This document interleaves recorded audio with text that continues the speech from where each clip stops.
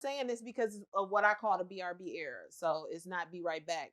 It's a double entendre because now it means babies raising babies. We went from baby boomers to babies raising babies. Yeah. So we went from, the 2-parent household where there was 5 and 6 kids in the household to a 16, 15, 14-year-old having a baby and the mama telling you that's your baby. You got to raise that baby. I'm not helping. I raised my kids. At that point, like, what do? You got to try to figure it out. And you going off what you know, which ain't shit. Absolutely. You still trying to figure out you. Yeah. So now you fucking that baby up. Now you got YNs. Now we in the era where all the YNs is coming up. Man. And now we got to worry about but they think it's hate.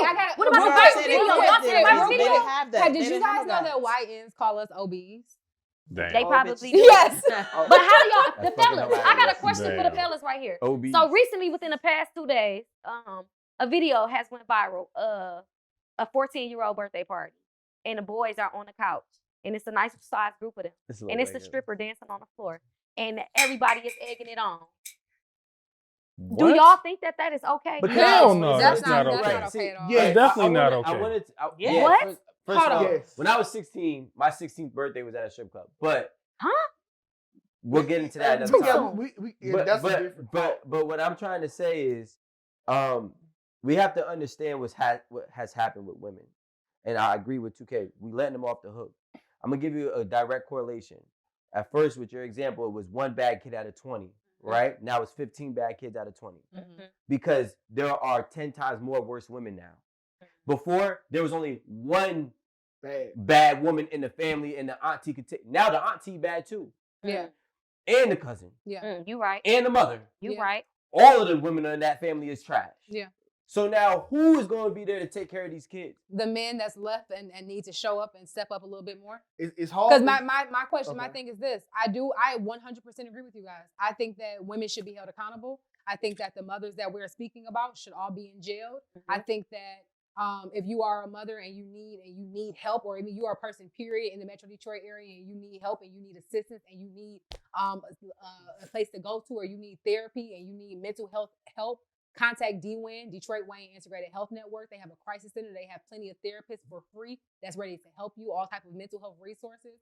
My issue in the conversation, because I feel like two things can be true at once.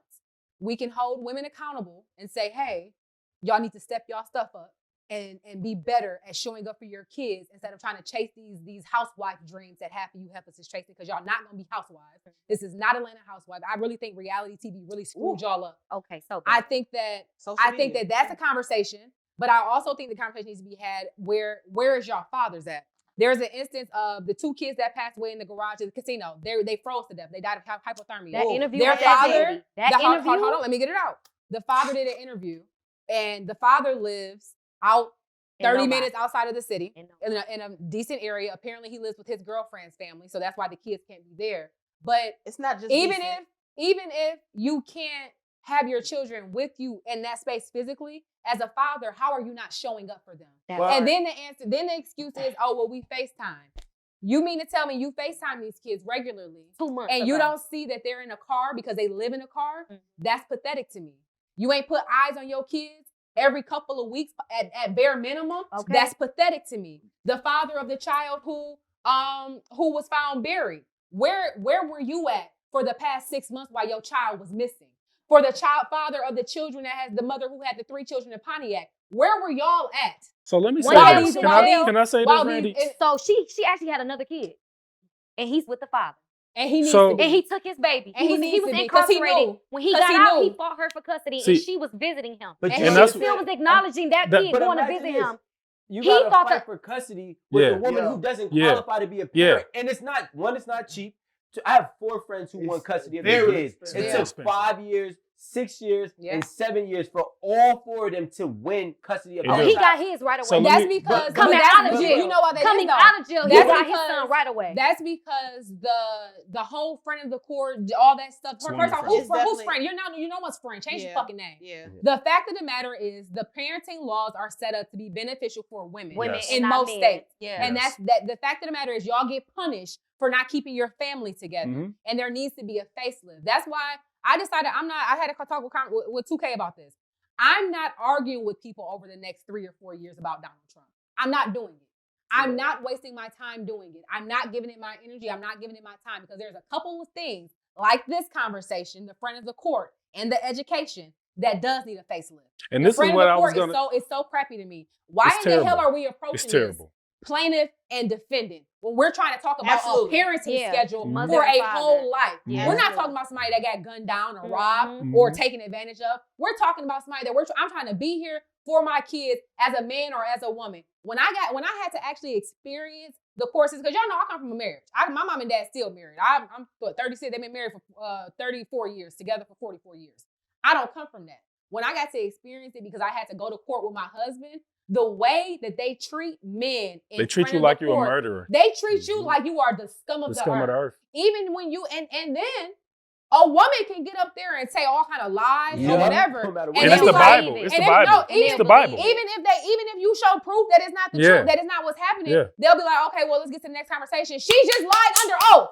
Yep. And there is no consequence to it. So I agree with you on that. The fact of that women are not being held accountable on a lot of things. I 100% agree with you there. But the other caveat to that conversation is, why are these men not showing up to begin with? It becomes they done tapped out. Yeah, they tired. They tired. You should never get burnt out over trying to be your kids.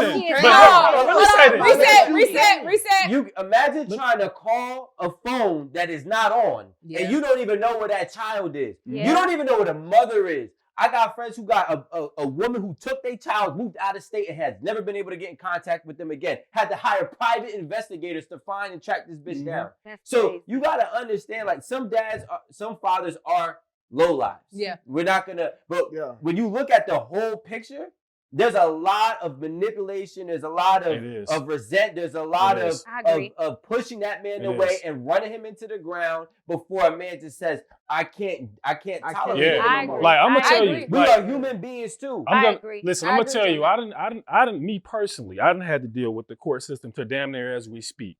These women will go in there, they will lie, they will manipulate the situation, they will manipulate the child, manipulate the system. Go in there, try to build a case, take years to build a case, to go in there and spew some bullshit to the judge or the referee or whoever you standing in front of. And because Michigan is such a woman-friendly state, that everything that they say is the Bible, and you got to come in there and make sure all your I's are dotted and T's is crossed, and then some, because if not, and then I had to lawyer up on top of it.